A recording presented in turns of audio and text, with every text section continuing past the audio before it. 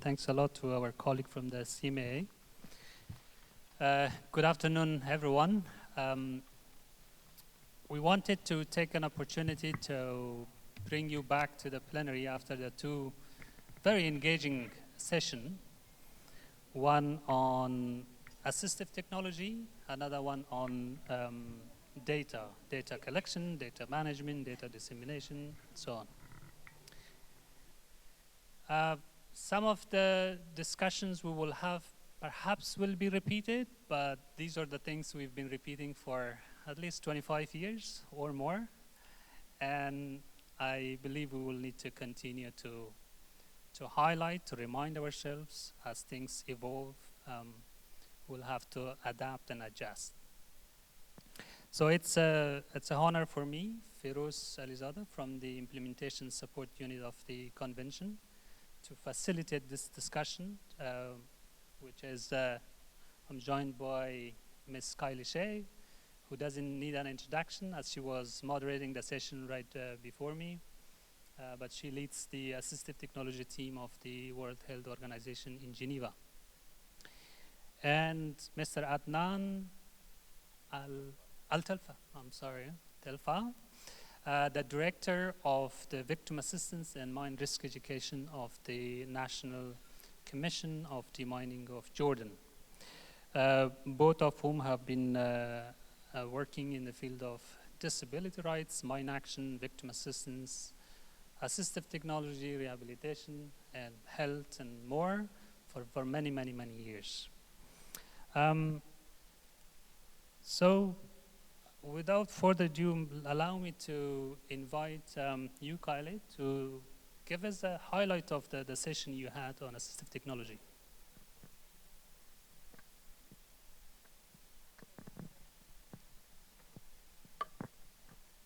Thank you.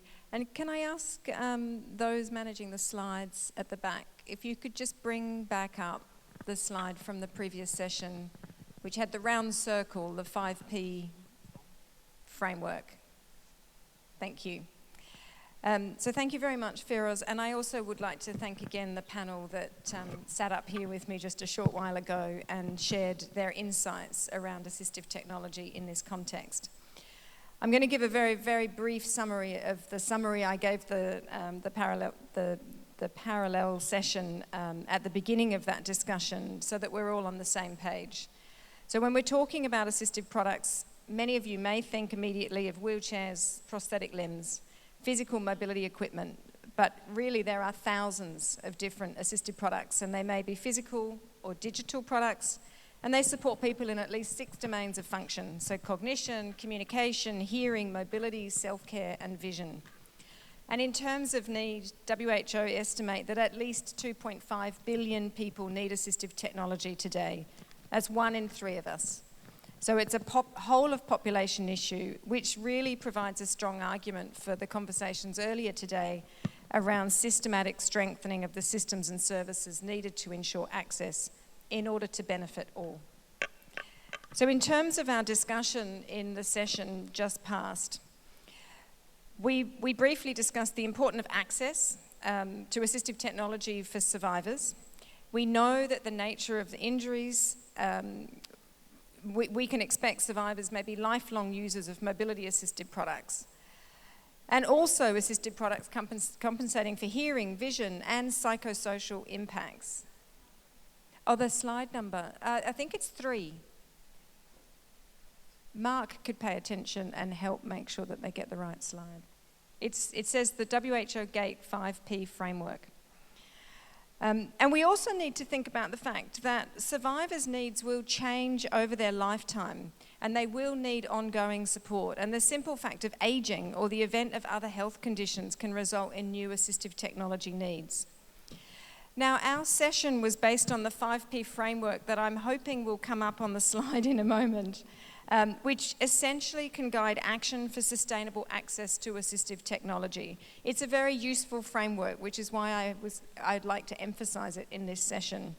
And it essentially reminds us to consider a person-centered strategy that encompasses availability of the quality, affordable, appropriate assistive products, provision services with competent personnel able to support people in the selection and fitting of their products, the training and use and follow-up, and a supportive policy environment. So that's the framework. And from the panel, we had a range of different scenarios, challenges, and ideas in relation to this framework and how you put it all together. How do we make assistive technology more available? And I'm going to just pick out a few comments for each P. So if we think about first the people-centered, so you can see now on the slide, people at the center. And our session highlighted the importance for there to be quality, awareness and education for service users, the people that need assistive technology, so that they know what services are available and where to get them. And also the value of service providers who themselves are assistive technology users because of the deeper understanding that comes from lived experience. And the importance of autonomy for service users, having the opportunity to make well-informed decisions about their own product selection and use. A one-size-fits-all approach is not appropriate for the provision of assistive technology. And now moving on to policy. There is a need to have good planning for access to assistive technology within the context of inclusive development, not as an isolated program. And this approach needs to be built into national policy frameworks. We also need, and this will touch across to with our later conversation, I think, we need quality data so that we can inform policy and to build political will. We know the systems are weak in many, many countries for access to assistive technology. So we need data in order to create evidence.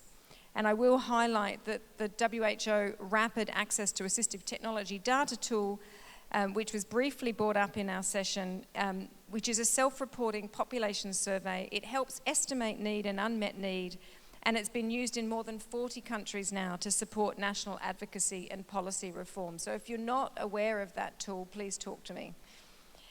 There's also a need within the policy space for national coordinated and centralised strategies that clearly articulate the roles and the responsibilities of each party, with direct input from key stakeholders, including government, non-government, persons with disabilities and other users of the service, multilateral agencies, and the private sector. So moving on to just a couple of highlights around actually making sure we have the products affordable and available and in country. Now this is a huge topic, but the two key points that were raised in the session were one, a very practical solution from Norway was shared, talking about the systematic refurbishment and reuse of assistive products as a more sustainable and cost-effective solution for provision of commonly used products. And also issues, as I said, of affordability and availability were raised with reference to the work in some countries to identify a priority list of products. And again, this is coming from the WHO toolkit. And we do have technical guidance on this, and it builds on lessons learned through the WHO Essential Medicines List. So again, if you're not familiar with that tool, please do come and talk to me.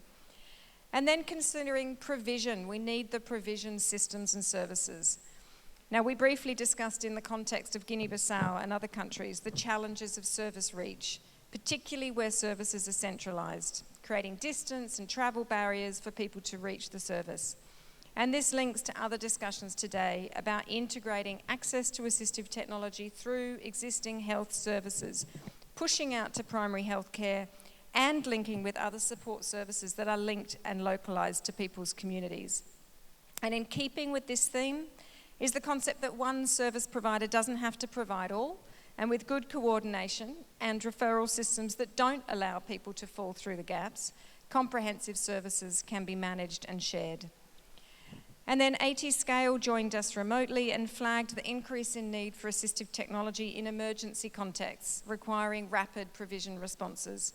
And an example was shared of provision of assistive technology in Ukraine, which has involved rapid procurement of prioritised assistive products and upskilling of health personnel in 10 health facilities close to the war front line. And this strategy made good use of the digital technologies available to us today, enabling remote training for personnel using WHO's online training in assistive products. Coming quickly onto personnel, clearly there is a need to build the capacity of the workforce. We need to recognise the role of specialist providers for more complex assistive products and for clients with complex and multiple needs, but we also should be taking a task-shifting approach whereby non-specialists with the right training can undertake aspects of work required to ensure assistive technology access, maybe identifying, referring, providing simple assistive products, supporting follow-up. And with task shifting comes the need to empower the personnel working closest to those who need assistive technology. And again, we had a great example from Norway, and I encourage you to talk to Berit about the system there. And this empowering includes making sure that people have the competency training and the capacity and the resources to fulfill a role in assistive technology provision, and it can reduce the barrier of distance to services. And then finally, overall and cross-cutting issues, we had the very much repeated theme from this conference of the importance of integrating access to assistive technology through health systems and ensuring adequate referral within health and between health and other sectors, and the importance of cooperation and partnerships, as well as collective investment to meet the global need, including engagement with thought leaders, international professional associations, user groups and individual users of assistive technology, ministries of health, education, social affairs or their equivalent, the UN agencies such as WHO and UNICEF and others, non-government organisations, research and training institutes, and health and social economists. So I would say overall, this is everybody's business. Thank you.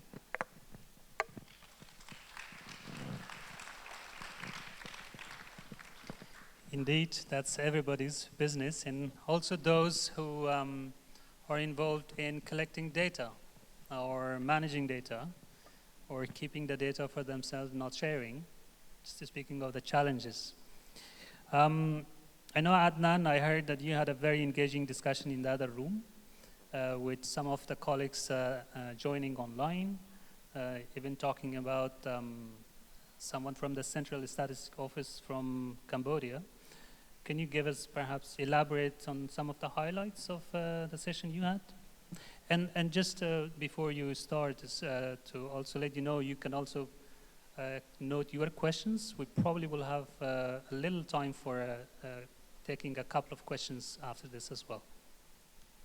Thank you very much, Firoz. Thank you, Kylie. Good evening, ladies and gentlemen. Again, my name is Adnan Telfah. I'm the head of Risk Education and Victim Assistance Department at the National Committee for Demining and Rehabilitation, Jordan. I'd like to be with you here. We discussed with our colleagues and friends in the other room the importance of data collection, verification, data entry, and dissemination, and the usage of data and how to make data work. Actually, we have heard several scenarios from different countries and different success stories, and also we discussed so much about the challenges facing every country in this regard. Everyone agrees that data is a core component of all mine action components and activities. Even in daily life, data is very important. If you want to make your work success, you have to rely on a rigid and reliable, true data. We have heard from His Excellency from Cambodia about the challenges because they have a huge number of survivors or incidents on a huge land, so reaching the victims is not easy. So they have accomplished about 70% of their survey and still continuing collecting data.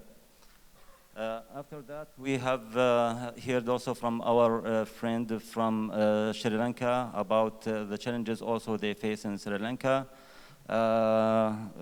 Also, we heard from our friend from Iraq, and after that from Lauren. Also, I give some example from Jordan. But by the end of the day, we all agreed that we all have challenges and we all have obstacles sometimes in our countries back home. But we agreed that if we want to make data work, it should be a continuous process of updating, improving validation. And validation is very important because one of our friends said that sometimes the approval of data in his country takes about 4 years, and it's only valid for 1 year. So imagine, and they give sometimes the funding for 1 year, so they can't squeeze 1 year into 5 years. So we all agreed that data need to be updating, improving, and validation, sharing of information with the relevant stakeholders. Data collection starts always as a general task, and with time it narrows down and translated to provide every survivor with the exact needs through the chain of VA partners and service providers, of course. We also talked about the sharing data and the referral system between the Mine Action Authority and the service providers. We also discussed about data security and the personal information. National data sharing policy. Some of our friends suggested that there should be a sharing policy within the National Authority of Mine Action. Also, one of our friends from Ukraine, he highlighted a very important thing, which is about sometimes data collection during what they are facing now. So sometimes and how to share data with other partners, other mine action pillars. So there was a lot of answer depending on the situation of each country. So for instance, in Jordan, it's very important to share data between mine action activities like operations. Operations, they are doing the investigation process in every incident in the country, and they report to the VA department.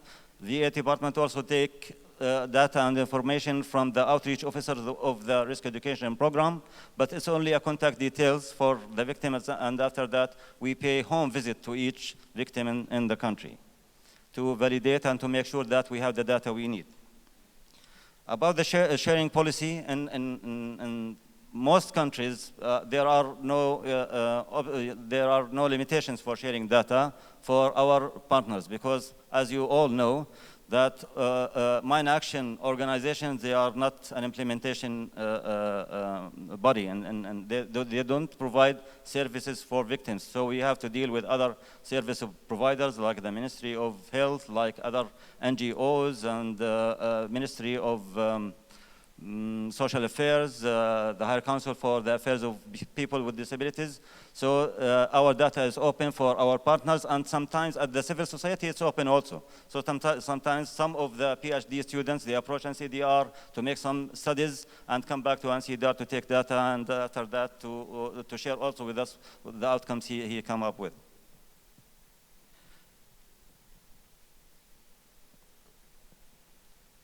One important thing, in addition to the importance of data collection, is the continuation of data collection and updating, which is the surveillance.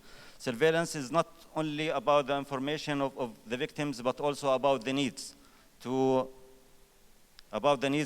the victims, so survivors can have, so we can meet the needs of the survivors as their peer needs, not as per we plan. So needs assessment is also a part of data collection and data surveillance, and this is very important in this regard. This is what we have. Thank you very much, and we are open for questions. Thank you very much.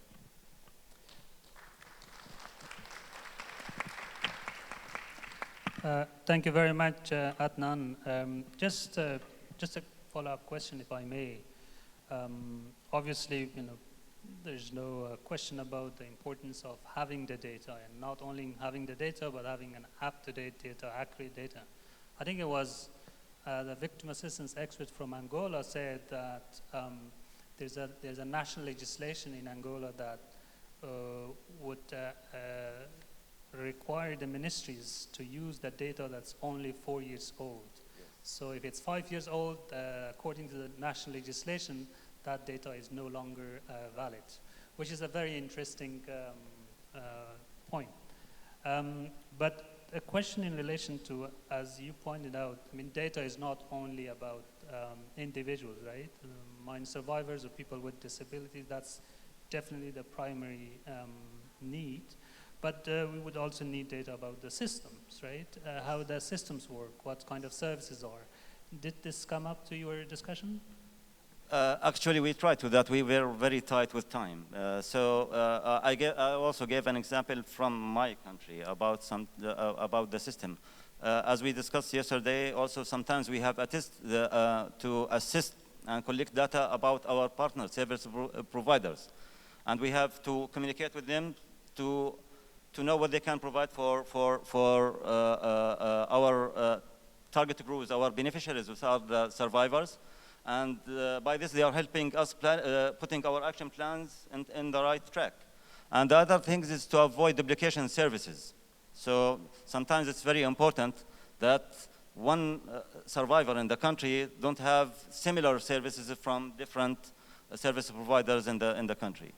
Hope I answered your question. Yeah, definitely. I think, and what you also said earlier about the referral system, having the data, having a national directory of services, which is also an action in the Oslo Action Plan, Action 36, that requires developing a directory of services, which without data, that would not be possible to have it. Before I open the floor, if I may go back to you, Kylie, I think there's a lot of connections between data and assistive technology, data and everything else. Without having good data, perhaps it would be harder to provide and deliver assistive technology to the right people. But can you elaborate on how the two intersect a little more, especially or including in the context of emergency? Okay, thank you. It's actually something I've been reflecting on. You did tell me you were going to ask this question, but I've been reflecting on it anyway since we started discussing that there would be a parallel session on data and assistive technology. And really in the context of integration, it's clearly really important for this sector and for everyone in this room who is working to improve the situation for people who are survivors of landmines, to be able to understand what services that they need and what services that they're receiving and to not lose that data. And if we are integrating services and people are receiving, prosthetics or wheelchairs or mental health support through the health system, for example, and not through specialist services, there's a danger that you don't manage to track that as well. And then this morning, I heard what I understood, but it was good to hear it clearly, is that there is at the moment an increase in the use of landmines, which means that this sector can't rest. There has to be a sharpening of advocacy. And so again, that makes it so critical to be able to track the impact and the result of injury and the cost of that on services. So if people are getting their needs met through a health system, for example, ideally, you need to be able to feed that back and make it very clear. This is the cost to governments of supporting people that are injured in this way. And so, yes, data is absolutely key. And then I think about the work of WHO and supporting countries to have good quality electronic health information systems where they are tracking the services provided. And I think this is a really big point and an opportunity for advocacy to ensure that just that tagging, this person is receiving services as a result of a mine accident. And so I think, that's something that we need to be working on and advocating for so that the data is not lost. And then it's also made me think about the data collection tools that my team is responsible for. So we support the rollout of the population survey tool, the RATA, the Rapid Access to Assistive Technology Survey. And at the moment, there's no question in there which tags and what the reason might be behind someone's need for assistive technology. And I think that's a quick fix that we can certainly look at. So I'm glad that we've had this conversation. And then coming back to data around what services are there. WHO, my team, and then the rehab team have a couple of situation analysis data tools. So there's the assistive technology assessment for capacity, and then there's the STARS assessment of rehab services. And I will go back and check what we have in that to be able to ensure that we're asking some key questions when we're supporting countries to do national national situation assessments, so that we are picking up important information about access and gaps for the services that people need. I think within the emergency context, the thing I just want to say there is that that's actually really complex. In Ukraine, we really wanted to be able to collect data, but it was very limited because the country's at war. And so every data point that we wanted to be able to include needed to be checked through the Ministry of Health, through the Ministry of Defence, and we were very limited in what we were able to collect. It doesn't mean we shouldn't try, but I'm just flagging that that's a very complex situation. Thank you. Thank you very much. I think you have a good point in there. This is even more challenging in the context of emergency. I know there's a session that will perhaps discuss the safety and protection of persons with disability and survivors tomorrow, which is one of the thing I keep hearing, when you listen to those experts in disaster management, is you have to collect data before an emergency occurs, right? That because otherwise it will be too late, and in absence of data, it's even worse to do coordinated, more effective work. So thank you very much. Now I would like to open the floor. Please, if there's any question, I see Shae, one question. There's someone at the back. Please, can you pass on the microphone? Excuse me? Can you pass? Okay. Perhaps your name is also Shae. I didn't know.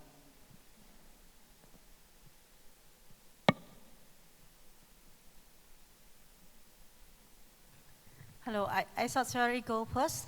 I'm not Shae, but I'm Cesare. Go on, please. Continue. It works.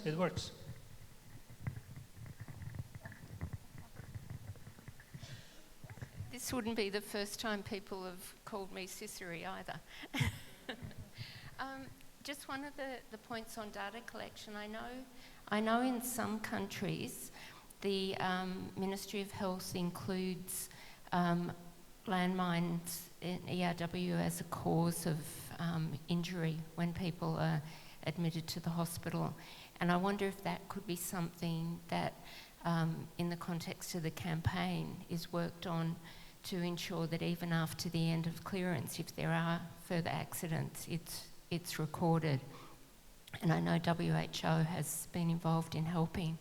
We also know that in most rehab centres, landmines, ERW, are included as a cause. So I think it would be really good moving into the future if we got more information in existing systems that are run by the relevant government ministry, so that it could improve reporting under the Mine Ban Convention, cluster munitions into the future. Thank you very much. Allow me to take a couple of more questions and then we come back. There was a gentleman behind. Yes, please. Right there at the back of the room.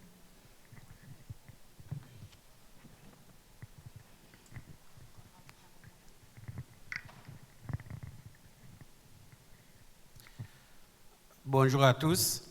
Okay, just give us a second. Voilà, je suis Monsieur Lokino Manga, le coordonnateur national du Centre congolais de lutte anti-mine en République démocratique du Congo. Donc, j'ai deux préoccupations. D'abord, la première, concernant l'échange de données, c'est ce que nous avons toujours fait depuis des années. On a toujours échangé des données avec nos partenaires étrangers et nationaux. Normalement, quand on échange des données, c'est pour que nous ayons les moyens pour protéger et s'occuper de ces victimes.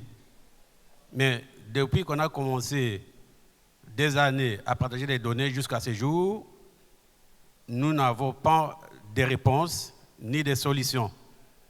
Je crois que dans les avant-midi ici, mon frère est sénégalais. avait aussi parlé un peu dans ce sens. S'il vous plaît, de ne pas oublier l'Afrique. Il ne faut pas toujours l'attention à l'Ukraine et à d'autres pays. Exemple de mon pays qui subit jusqu'à ce jour une guerre imposée par nos voisins rwandais, dont nous avons tous les jours le nombre de victimes qui arrivent à notre base de données. Actuellement, là, nous avons 3194 victimes qui ont besoin d'aide en urgence. Je dis bien 3194 victimes qui ont besoin d'aide diverses. Donc, chaque fois, on continue toujours à partager les données, mais les mêmes causes produisent toujours les mêmes effets. S'il vous plaît, n'oubliez pas l'Afrique. Et chez nous aussi, on a des gros soucis par rapport aux victimes des mines antipersonnelles et d'autres explosifs de guerre. Et tout à l'heure, là, avant midi aussi, j'avais voulu poser la question. Quand Madame Rebecca avait intervenu pour dire que l'année prochaine, c'est-à-dire en 2024, que vous alliez vous occuper surtout des pays qui sortent des conflits. Et nous, comme mon pays, la République démocratique du Congo, qui est toujours en guerre contre notre voisin, le Rwanda, sous couvert de M23, nous sommes toujours en guerre. Donc, nous serons mis dans les oubliettes puisque nous sommes encore en guerre. Donc, c'est ça ma préoccupation et quelques éclaircissements que je voulais avoir de vous. C'est ça le sens de mon message, les deux messages que j'avais et deux questions que j'avais à poser. J'ai dit et je vous remercie. Je vous remercie, monsieur. Let me go take one more question. Madame, do you still have a question? Yes, please. Can you pass on the mic on the right side of the room? Thank you. Hi, I'm Cicely from Exit Worldwide. In Cambodia, we are running physical adaptation centers, training of prosthetists and orthotists and community development for people with disability. My question is around how could this global movement encourage the member state to invest in the human resource development in rehabilitation as well as victim assistance and inclusive development. At the same time, we are talking in this room, we know about the global report on assistive technology and assistive products, the 5P principle, but at the same time, the strategy and the leverage to talk to the local government are very important for the future. So what will be the action from our conference for the next action to take? Thank you. Thank you very much. Allow me to go back to the experts, and then we'll probably have another round of questions. Since there was, I feel there was more focus of the questions more on assistive technology, may I invite you to elaborate on some of that, and then perhaps Adnan. Okay, thank you. Thank you, Shae, for flagging that, yes, there is, I assume that would be data on injury in the emergency acute setting. What we lack, and we know that many, many countries are very weak on systematic recording of rehabilitation, assistive technology interventions that are provided through their health systems. And I think that's something where we have the opportunity to do work that is ongoing at the moment. WHO is looking at indicators around these areas and working with governments on how these can be introduced in a way that's manageable. And so we have that opportunity to integrate some of these tags around, look, you know, this is someone that is a landmine survivor, and they've just received assistive technology, or they've just received rehab, or they've just received mental health support, so that we don't lose that after the acute phase. And we can see the long-term impacts and needs, and that doesn't get lost. So I think that's something that it's work to be done. It's certainly not a solution at this point. There was also the comment from the gentleman over from the Democratic Republic of Congo in relation to Rebecca. Now, Rebecca was one of our panelists, and I just want to say I think there may be a miscommunication in that Rebecca did mention towards the end of her presentation Just speaking in general terms, the AT-Scale looks forward to expanding their reach to more countries next year, and that's very much in the context of the programmatic support that they're providing to member states through implementing partners quite often in strengthening systematically their assistive technology services. So I think that might be where the context for that comment came from. In terms of action for the conference itself, Cicely, that is a really big question, and I don't think that it's above my pay grade for what this conference goes away with.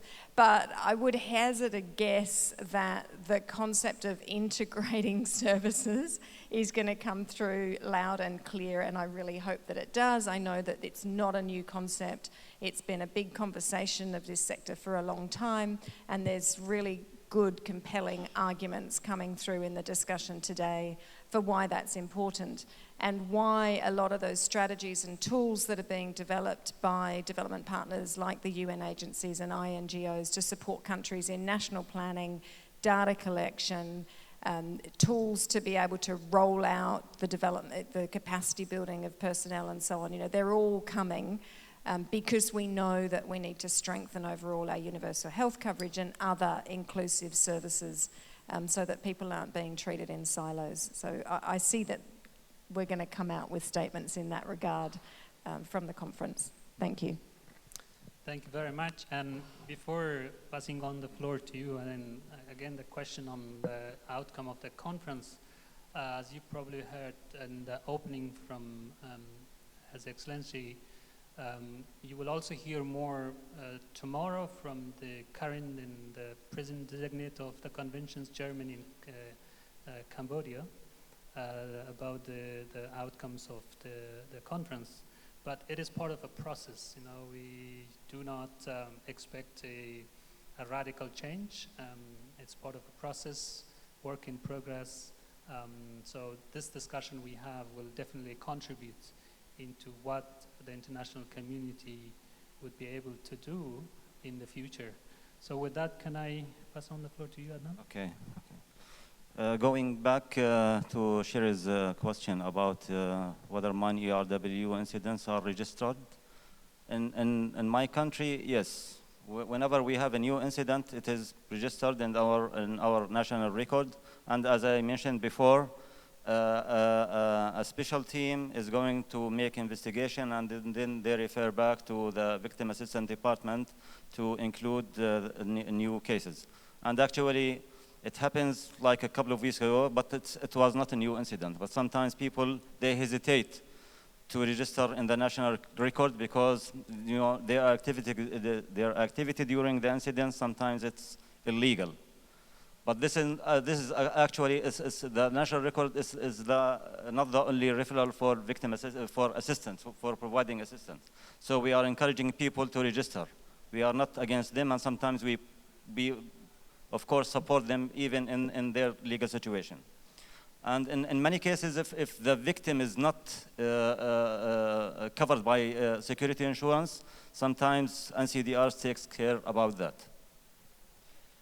For the other questions, which is, you know, many people is asking the same question every time about securing funding, about the interests of the international community and donor community in victim assistance programming. Actually, I have to admit is that victim assistance is one of the least fortunate amongst all mine action programmings. So because of that, we as managers or people who are planning or implementing any victim assistance program, we have to find other solutions because it is considered our national responsibility for our victims. But also in our governments, we face that, you know, the government sometimes they give nothing for victim assistance. Why? Because they consider that this is a part of our national disability strategy. So in mine action, they take it all like this. So no funding for the Mine Action Authority in the specific victim assistance programs. So now we have to find other alternatives. We have some stories in Jordan where we created some projects to secure income that will sustain the project with the minimal needs of the victims, at least to keep it on the radar. Thank you very much. Thank you very much. I saw there was one question. Yeah, Dr. Abdel Nasser from Iraq, and then we have Christelle. Yeah, thank you, Firoz. I'm Dr. Abdel Nasser, Minister of Health, Iraq. Actually, there is two programs runs under the umbrella of Minister of Health. The first is regarding those who attend the emergency rooms in the governmental hospitals. It is the injury surveillance, which runs since 2017, already done in cooperation with the WHO. And there is a yearly announcement about the percent of persons who are suffering from different types of accidents, mines, UXO, road traffic accidents, suicidal attempt, etc. And I think we can share with you these events. The second thing is the registry form, which is programs runs in the rehab centers, tertiary centers. As I said before, there is more than 24 rehab centers distributed in Iraq. There is a registry form for disabled people. This registry form or programs started in 2013 in cooperation with the Disability Department in WHO, with the cooperation of UMRO Region Office. And it is registered more than 100,000 disabled people, which contain all the details. I mean details for everything. Even contain the mine victims' questions and answers. Besides that, now we expand this project to be not be implemented at the level of the rehab centers, but now expanded to involve implemented at the level of PHC, primary health centers. And this is done also, we simplify the form, and then we implement it in this year, and we hope that the number of disabled person registered in this project will be increased, and this is also done in cooperation with the WHO. Thank you. Thank you very much, and congratulations for all those wonderful developments. Thanks for sharing. Can we get a question? Excuse me? Can we get a question from Christelle? And then there's two last questions, and we'll have to conclude because, yep, there's one there. Hi, and Elke. Okay, Yeah, all good? please go on. Okay, great. So it's not a question, it's a comment. I wanted to remind everybody in the room that we have an international mine action standard on information management, which states that it's essential that the information management unit has access to adequate resources, and as well as, software, training, and so on and so forth. And I think it's really important that everybody goes back home and says, do I have an IM unit that is adequately, resourced? And I wanted also to mention that this IMAS on information management has been slightly modified in, I think, March of this year.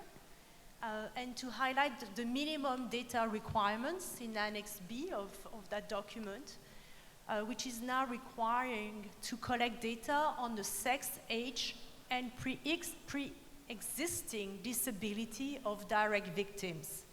So this is an information we didn't have in the past, but it would be very interesting in the future if we could see, what is the percentage of people who are having accidents that had a pre-existing disability.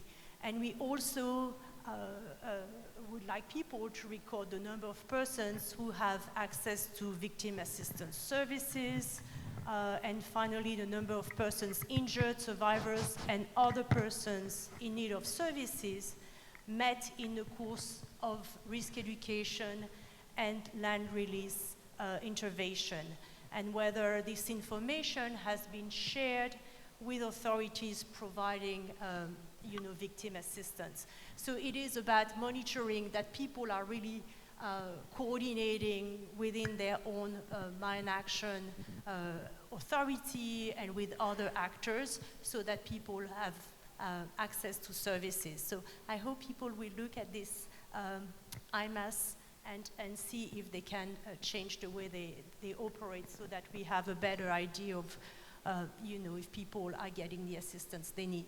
Thank you. Thank you very much. There was one question right on the table, and then Elke.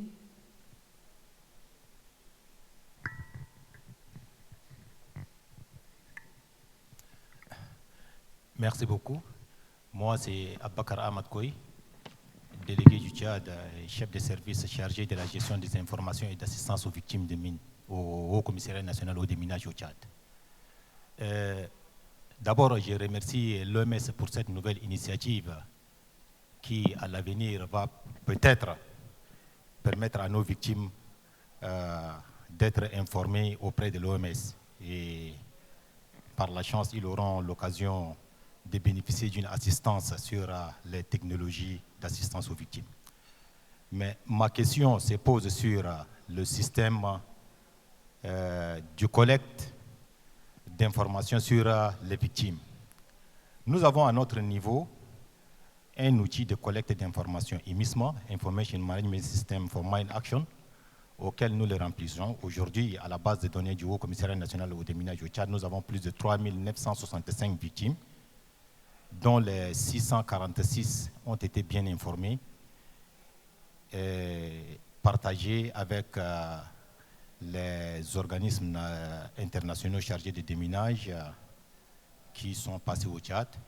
Par le passé, le CICR, la France, l'Union européenne se sont occupés de nos victimes. Mais plus tard, au fil du temps, plus d'une décennie, ces victimes sont bien enregistrées et les données sont partagées, mais il n'y a aucune assistance, d'où ils sont laissés à leur triste sort.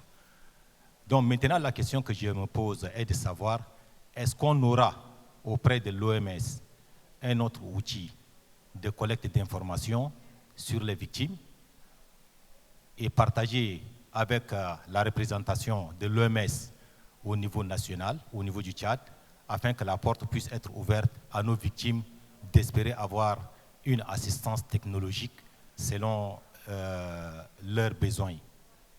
Merci beaucoup. Je vous remercie, messieurs, pour la question. And now Elke and then Lauren, and if I may request you kindly to keep it extremely short. Thank you. Thank you. Thank you, Firoz. We're all here together to talk about how we can advance the rights of persons with disabilities.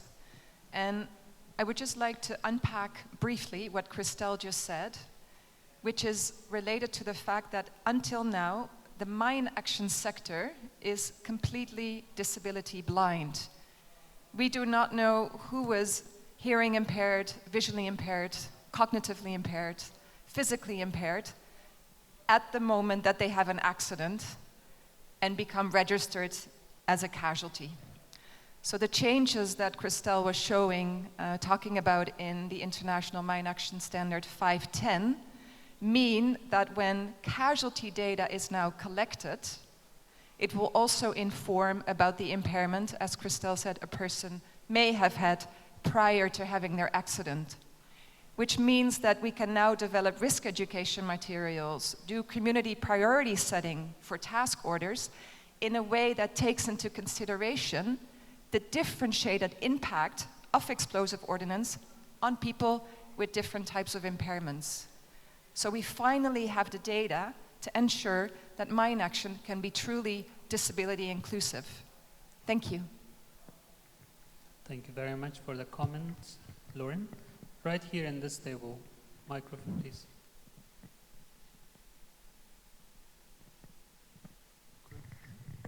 Thank you. I think this is a really interesting issue, the one of collecting information on what sort of impairments and disabilities people have in the case of survivors. And I think one thing that we might want to keep in mind is that a thing that's mentioned here quite often is that discrimination still exists in all countries, including in mine-affected countries. And I think we need to ask ourselves, whether the system and the society is ready to really deal with the kind of trauma-informed, sensitive ways that would have to be approached to collect that information. Just the other week, sorry, I didn't introduce myself, Lauren from Landmine Wonder. So just the other week, I was reading a story as part of, news story as part of my research. And the headline was, "Mentally Challenged Woman Steps on Mine." And we can see that discrimination is still pervasive, despite our best efforts and what we would like to use data for. So I think some more considerations might be in order there. Thank you. Thank you very much. Maybe a very last quick crumb, and then we will go back to responding questions and closing. Thank you. Thank you. Thank you, Mr. Firoz. Just to add to what Mr. Leon added as well, regarding the data collection challenges. So yes, IMAS chapter 05.10 highlighted the minimum data requirements, but these requirements need to be also transformed based on the national context from country compared to another country. So later on, this will be even to be developed as a national MDR. So my comment here is about the standardization and the easing way of how to collect the required victim assistance data regarding the survivors. Thank you so much. Thank you very much. Now allow me to go back to the panelists. This time I will come to you, Adnan. Okay. And I will also add one more question. I know there was a lot of questions. If you could also tell us from the sessions you had, what tools are available, what tools are available in addition to what has been said that could be used to collect data, to analyze data, or to make statistics turn it into information. And also your last word, because this is the last time you have the opportunity. Long question, yeah.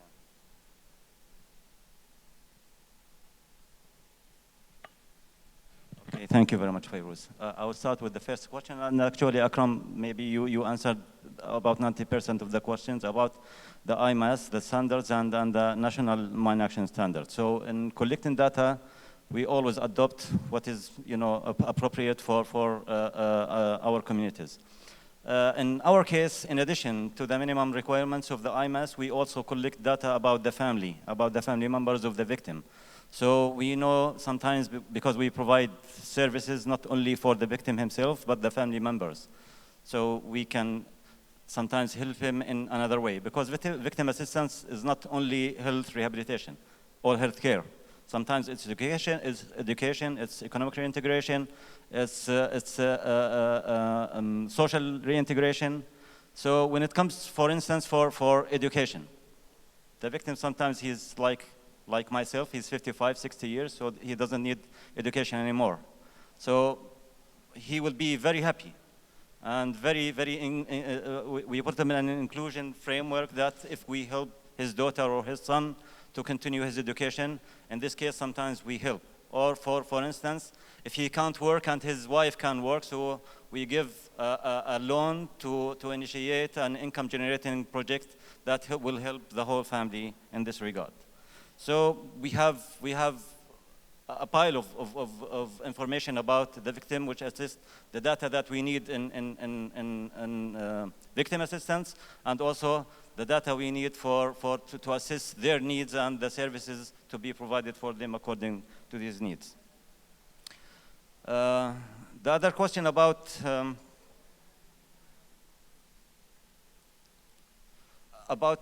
awareness, about what Ilke highlights here, that sometimes risk education is important in communities where we have some incidents. We also have awareness programs for victims for their rights. So they will have to be aware about their rights, and also the referral system, how to approach the services provided, because some of them sometimes they don't know that they can have this assistance from the government. For instance, we have a tax-free cars for all of our victims, tax and customs free, which sometimes will cost the cost of a car that costs $5,000. It will cut the cost, for about 50 or 60%, which is also very good.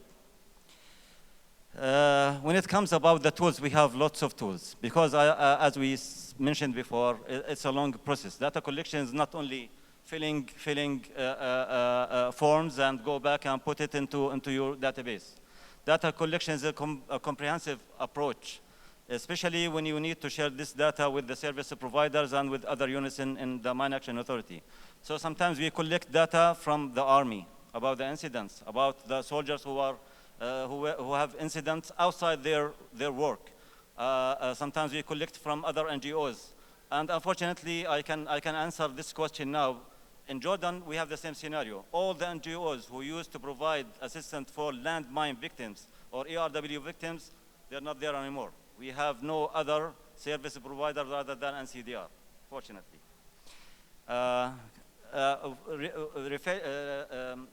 Going back to tools also, in Jordan, we have done a huge survey, which is land retrieval survey. It took about a year. It was a big budget, a big resources, whether financial and human resources.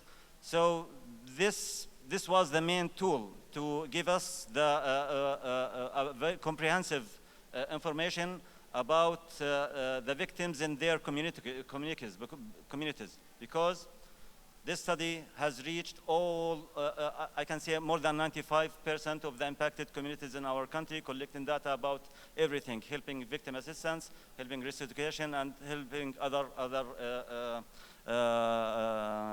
programs at NCDR.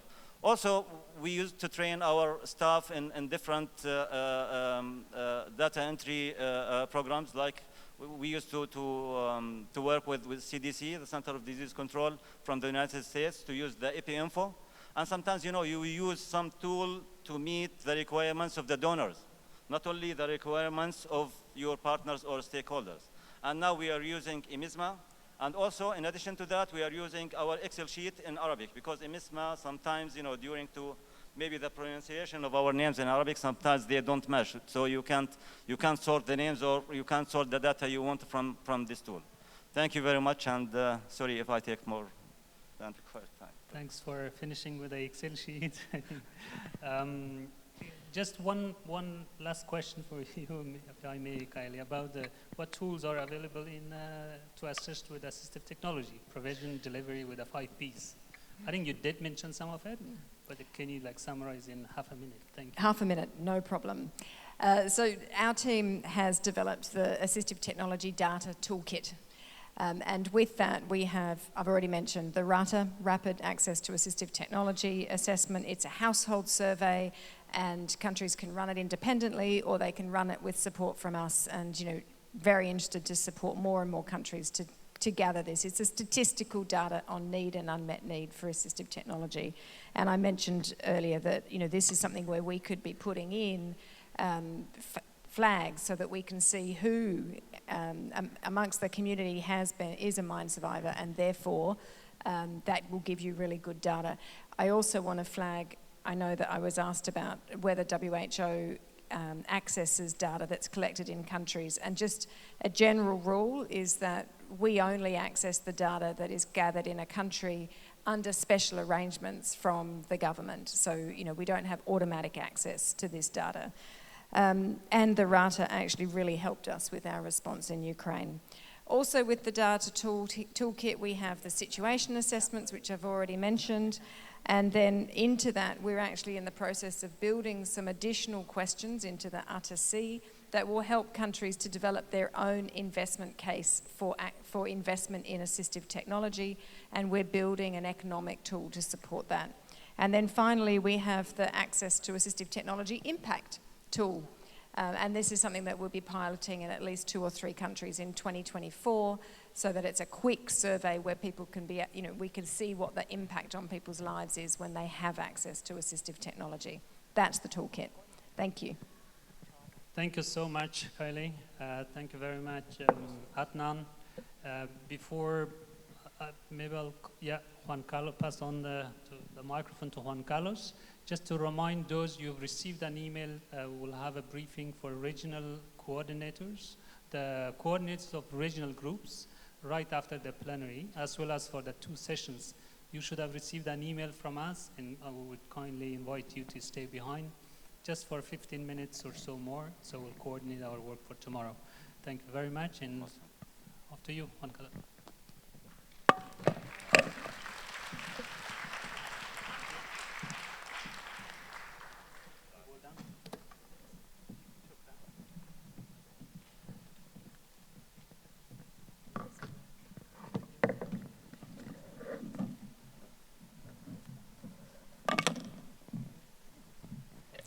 Well, thank you very much, Firoz, Adnan, and Kylie for bringing the both sessions from both sides together and giving more time for discussing their how they interact with each other.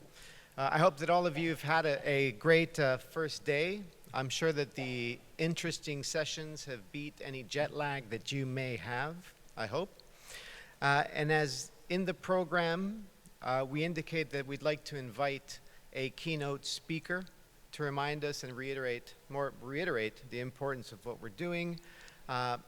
And so before we close, let me invite our good friend Yusuf Rafai, the founder and director of the Association of Solidarity for the Handicapped and Mine Victims of Algeria.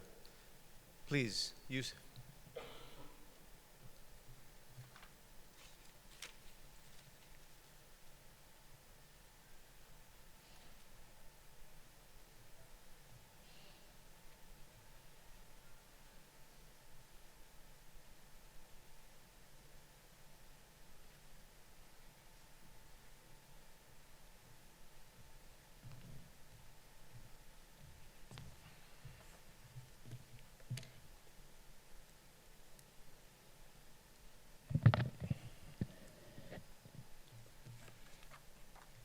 شكرا لصديق كارلوس. في البداية أنا شاكر إلى دولة كمبوديا على استضافة مؤتمرنا الثالث هذا لمساعدة الضحايا، وأشكر كل المشاركين وأشكر كل المتدخلين على الاستفادة التي اليوم تأملنا فيها، ونستطيع تأملنا واستلهمنا الكثير من كل التدخلات للمشاركين.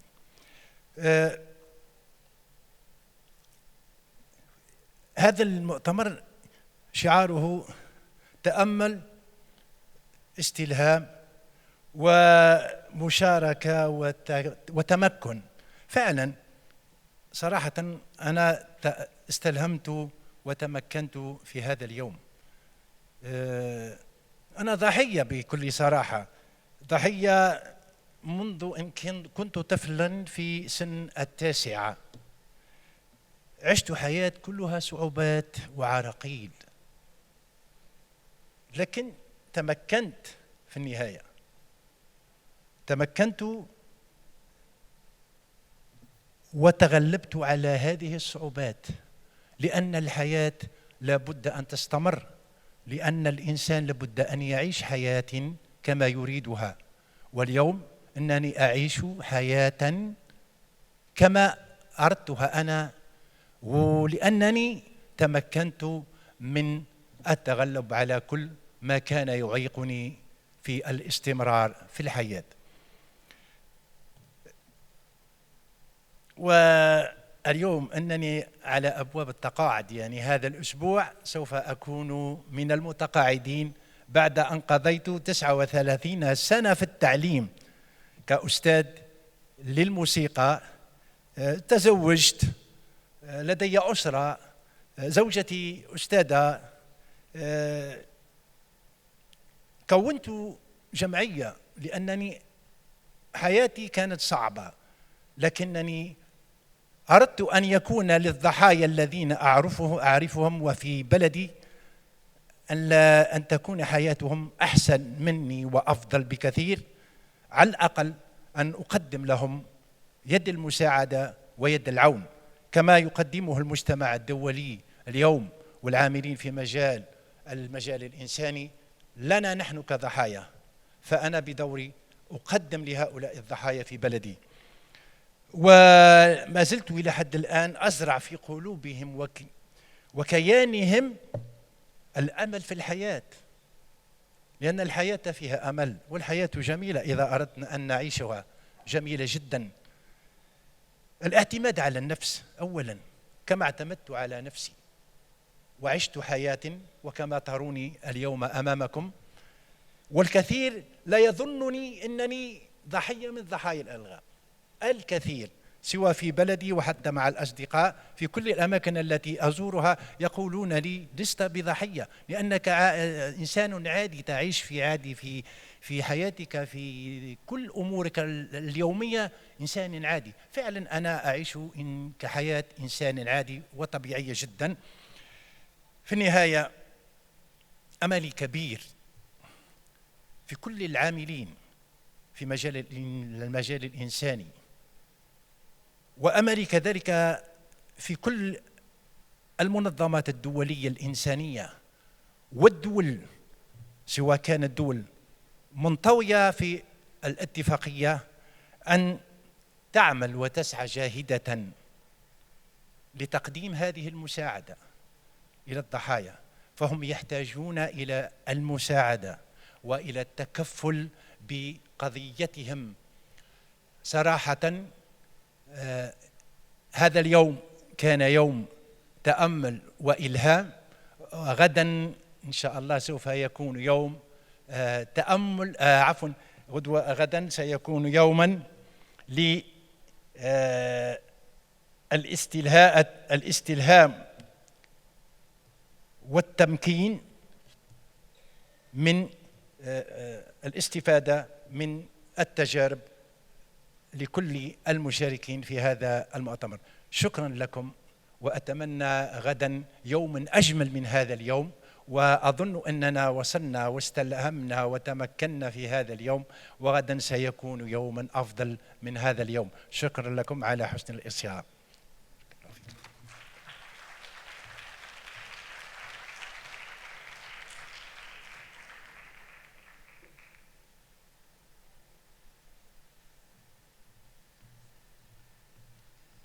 Thank you very much, Yusuf, for those words and for helping us close out the day. Happy retirement, I would say, and someone who teaches music never retires, I would say. Ladies and gentlemen, it's tomorrow. We are starting our discussion in the morning at 9 o'clock with mental health. We thought that it would be appropriate to include on page 9 of your program, you'll see a few pictures, a picture of inclusive dancing, and a picture of our friend Nijas Mehmet from Bosnia and Herzegovina, who is a Paralympic skier. And you'll see in his uniform he has a logo of the convention on his uniform when he was at the games in Vienna. So in this regard, we just want to say thank you very much for your active participation today. We start tomorrow at 9 o'clock in the session in Ballroom 1, and we're going to now play us out with a short video that our colleagues and friends have put together. So if you could just play the video and have a great evening. Thank you so much. Please play the video. Thank you.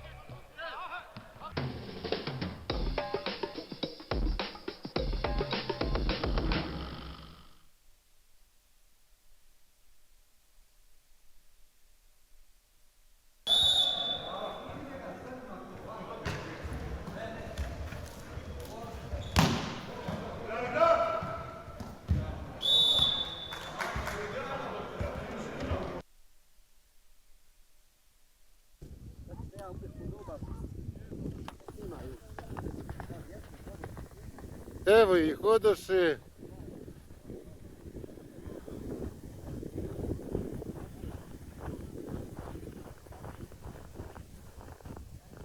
Odoše, odoše.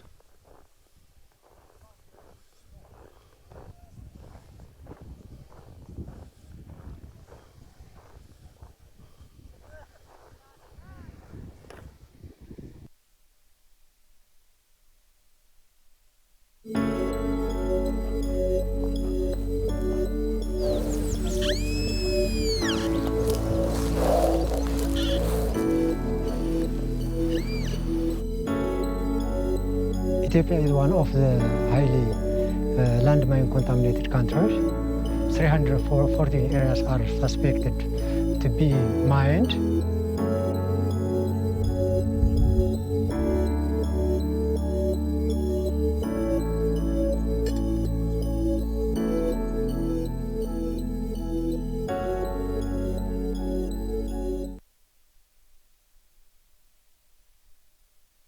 خلال 25 عاما عملنا معكم وسنستمر في العمل معا لرفع خطر الألغام عن شعبنا، فشكرا لكم.